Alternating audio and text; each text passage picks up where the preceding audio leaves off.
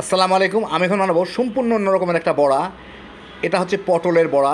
যারা খাইছেন তারা তো জানেনই, যারা জানেন না একবার এইভাবে বানায় দেখেন পটলের বড়া। খাইতে যে কি মজা, একবার বানাইলে বারবার বানাবেন। তৈরি করা খুবই সোজা। তো আসেন দেখি শুরু করা যাক। আমি এখানে 1 কাপ অ্যাঙ্কর ডাল, মানে চানা ডাল, বুটের ডাল টাইপের যেটা আছে সেটা 5-6 ঘন্টা ভিজায় রাখছিলাম, তারপর ভালো মতো ধুয়ে নিছি। এইগুলাকে আমি এখন মিহি করে বেটে নিব কিংবা ব্লেন্ড করে নিব। আপনারা চানা ডালের বদলে কিংবা অ্যাঙ্কর ডালের বদলে বুটের ডালও ব্যবহার করতে পারেন।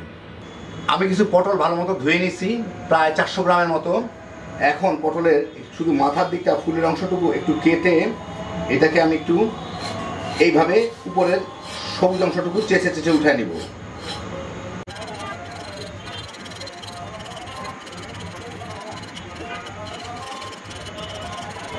সবগুলো পটলকে আমি এইভাবে চেঁচে তারপরে ভালো মতো একটু ধুয়ে নিব। আমি কিন্তু এই বোটার দিকটা ফেলি না, এটা আমার লাগবে, কারণ আমি যখন গ্রেড করবো এটা আমার ধরতে হবে।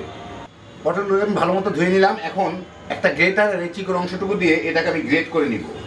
যেই মাথাটা কেটে ফেলেছিলাম সেই মাথা দিয়ে গ্রেট করা শুরু করব। এই যে দেখেন এরকম পাতলা ঝুড়ি ঝুড়ি করে গ্রেট করে নিব। এই যে দেখেন বোটার অংশটুকু এইটুকু ধরে গ্রেট করলে সুবিধা হয়, সেই জন্য বোটার অংশটুকু ফেলে দিব। তো সবগুলা পটলকে আমি সুন্দরভাবে এরকম করে গ্রেট করে নিব। তো আমি সবগুলা পটল কোড়ায় নিলাম। এখন আমি এগুলাকে একটু চাপ দিয়ে পানিটা একটু ফেলে দিব, রসটা একটু ফেলে দিব, একটু শুকনা শুকনা করে আরেকটার মধ্যে উঠাই নিব।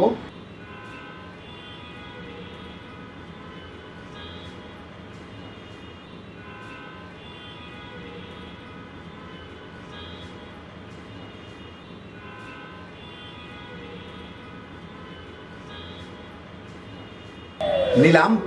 এখন এর সাথে আমি দিয়ে দিচ্ছি এই ডাইলগুলা যে আমি বেটে রাখলাম, এই ডাইলগুলা পানি ছাড়া পারছি, তারপরে যথেষ্ট নরম।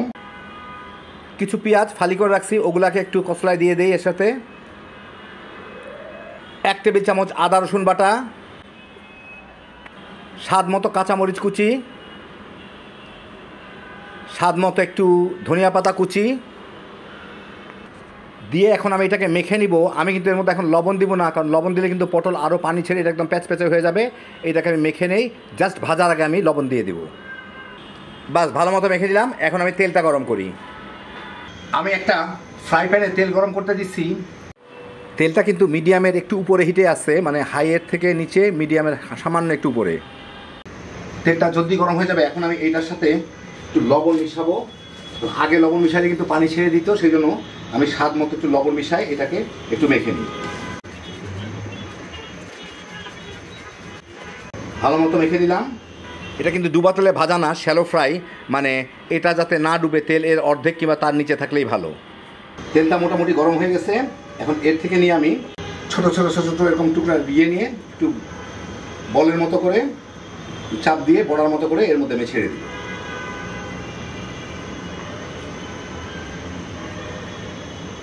তেলটা বোধহয় যথেষ্ট পরিমাণ গরম হয়ে গেছে। হ্যাঁ, হয়ে গেছে।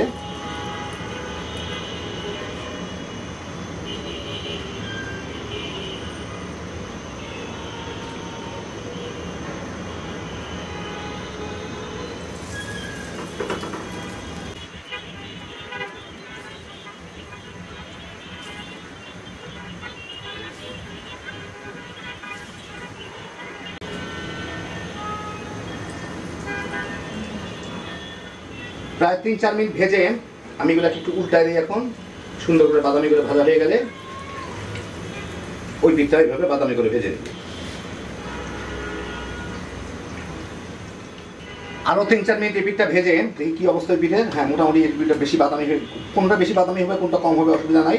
আমি এগুলাকে তেল থেকে তুলে নিব একটা টিস্যু দিয়ে, টিস্যুর উপরে, যাতে বাড়তি তেলটুকু ঝরে যায়।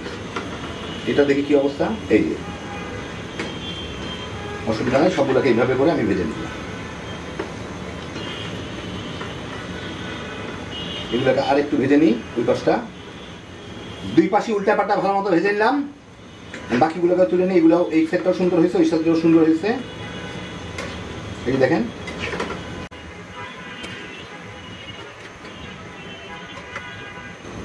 বাকিগুলোকে আমি ঠিক এইভাবে ভেজে নিব।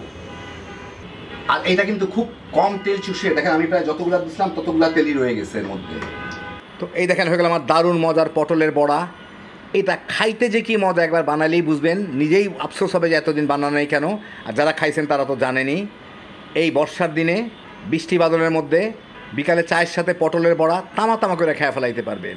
বাচ্চা বড় সবাই পছন্দ করবেন, কম ঝামেলা কম খরচে হ্যাপি জোশের একটা আইটেম। আল্লাহ আপনাদের সবাইকে ভালো রাখুন, সুস্থ রাখুন, নিরাপদে রাখুন। ইনশাল্লাহ বেঁচে থাকলে আবার দেখা হবে। ফি আমানিল্লাহ।